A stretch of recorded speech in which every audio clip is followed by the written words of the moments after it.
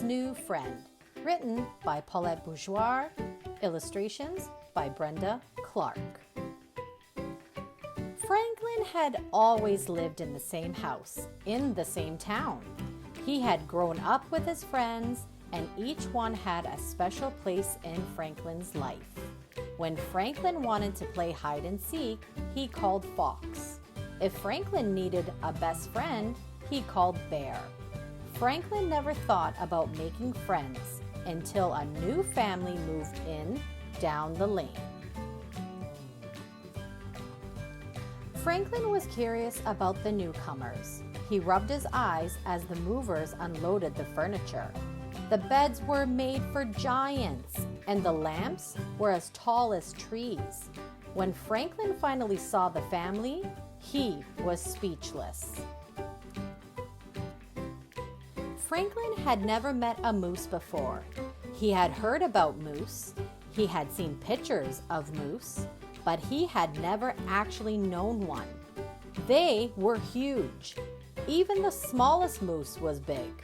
Franklin was so scared that he raced home. A moose family moved in. "That's nice," said Franklin's mother. "Maybe you'll make a new friend." Franklin shook his head. "I don't think so. I expect you to be nice when you meet someone new," warned his mother. Franklin scowled. The next morning, there was a moose in Franklin's classroom. "Please give a warm welcome to your new classmate," said Mr. Owl. "Hello, Moose," said the class in unison. Moose mumbled hello and looked at his feet. "He doesn't look very friendly," whispered Beaver. Mr. Owl told the class that Moose had come from a different place far away.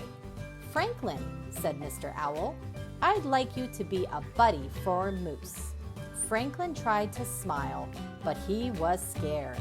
Moose was so big. Moose didn't say a word all morning. At recess, Franklin ran outside with his friends, leaving Moose behind. But Mr. Owl reminded Franklin that he was Moose's buddy. "Do you want to play?" asked Franklin. Moose shook his head back and forth.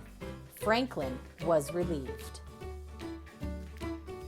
During recess, Moose stood alone as Franklin and his friends played soccer.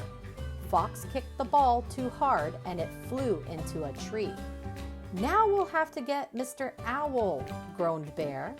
"I've got it," cried Moose. He knocked the ball out of the tree and sent it flying to Franklin. "That was good," said Fox. "I guess," shrugged Franklin. Back in the classroom, Mr. Owl asked Franklin and Moose to make a poster for the bake sale. "I don't need any help," said Franklin. Mr. Owl talked to Franklin alone. "Try to imagine how Moose feels. He's new and he has no friends here.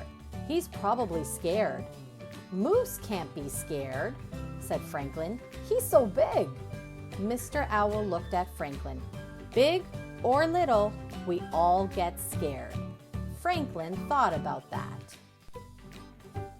Franklin got the paints and the paper. "Do you want to help me, Moose?" "Oh, yes," said Moose. "I love to draw." They sat side by side and planned the poster together. Franklin realized that Moose didn't seem as big when he was sitting.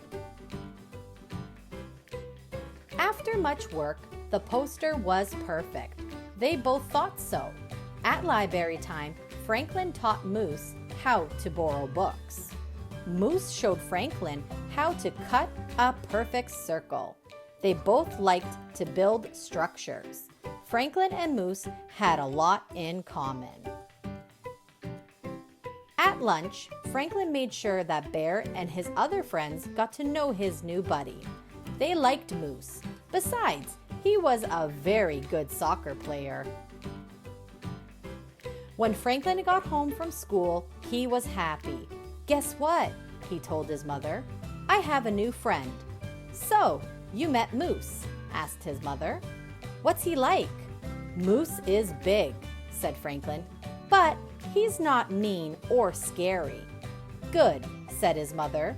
"Would you like to take some of these cookies to him?" Franklin went to Moose's house. They ate all the cookies together. "I'm glad you were my buddy," said Moose. "I was worried that nobody would play with me." "Really?" said Franklin. He could barely remember being afraid of Moose. From then on, Franklin and Moose played together all the time. Now Franklin's new friend was a special friend. The end. If you like that story and want to read along with many more, like, subscribe, and hit that notification bell to be notified when I post my next video. Bye, reading worms, and remember, keep on worming!